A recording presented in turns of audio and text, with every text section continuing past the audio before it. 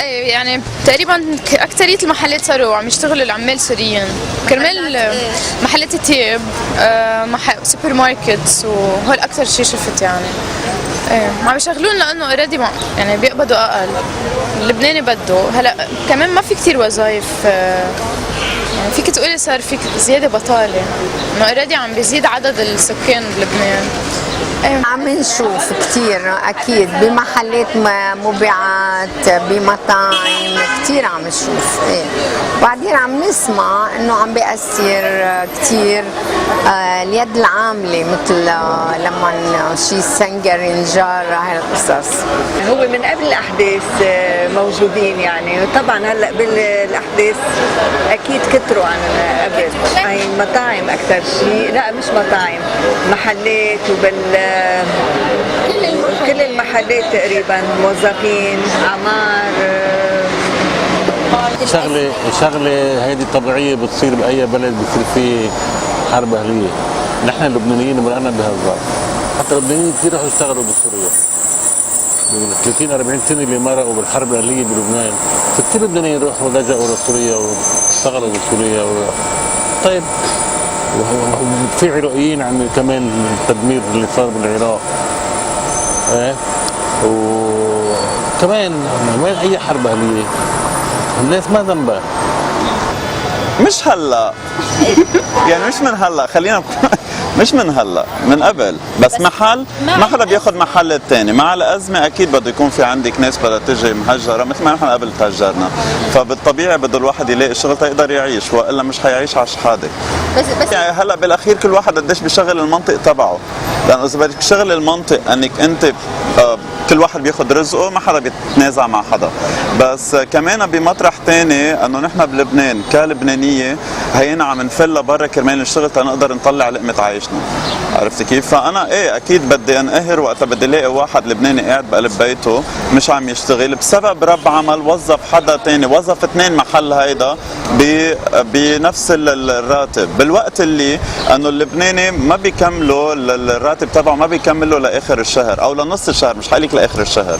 يعني بين انه اجار البيوت اللي كثير عاليه، بين المصاريف اللي كثير عاليه، ما لحق حدا. بس هي اكيد لانه يعني نحن كشعب يعني انجا عم نلحق على حالنا، ويعني اهلا وسهلا فيهم، بس يعني يمكن بوقت مش كثير اوريدي اقتصادنا مش منيح، وهن يعني ما قصدي شيء، بس هذا الواقع.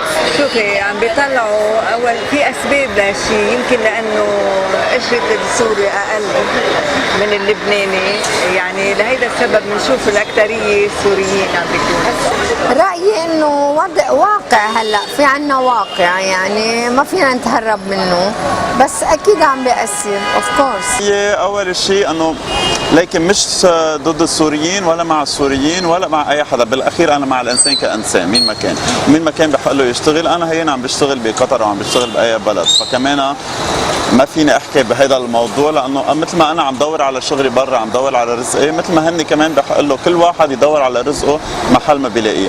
ما حدا بياخذ رزقه محل حدا، بس في ارباب العمل في تصرف هو من جهه رب العمل، يعني ما بحق له لرب العمل كمان يحرم انسان من مهنته او من وظيفته ويحط محله واحد ثاني، سوري كان او فلسطيني او لبناني او مين ما كان، ما بحق له. هيدا ما دخله العامل اللي عم يشتغل، اللي دخله هو رب العمل اللي عم بيوظف او عم يحرم حدا من وظيفته كرمال حدا تاني. هيدي هي اللي انا ضدها.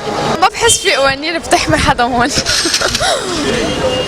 طب برأيك ايش ممكن يكون الحل؟ الحل وقتها بيتفقوا كلهم هول الكبار وبيمشي الحال، ببطل في مشاكل هالقد، كل واحد بيرجع على بلده وبيستقر ببلده. القانون اللبناني او الدولة اللبنانية بصراحة مش عم تشتغل مزبوط او عم تهتم مزبوط، هيدا المفروض تهتم اكثر.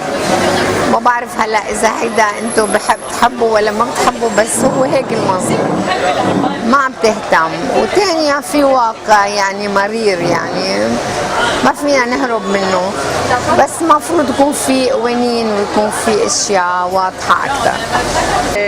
الموضوع يعني هو إذا اللبنانيين ما يتأثروا طبعا أهلا وسهلا، بس إذا بده يأثر على الوضع اللبناني طبيعي إنه يعني إن شاء الله يكون ماشي الحال متساويين ويرجعوا على بلادهم، هيدا أفضل شيء يعني يشتغلوا هونيك. طبعا ما عندنا مانع يعني، بس ما يسيء للوضع اللبناني أهم شيء. طبعا بيعمل حساسيات، ما هذا شيء، هذا يمكن احد اهداف الحروب اللي عليها عم نحن بدنا نكره بعضنا. قانون لبنان ما بيتفقوا مع بعضهم، شريعة غاب لبنان بيتفقوا مع بعضهم. فقديش الواحد في يكون هو ياخد حقه بضفيره قد ما بيكون افضل له. قديش في يعتمد على القانون، بده يعيش كتير وبده يمد كتير، بده يستعمل ليكسوتانيل، ديانكسيت، ادوية الاعصاب، حبوب تحت اللسان لحتى يقدر يعيش، لحتى ياخد حقه بالقانون.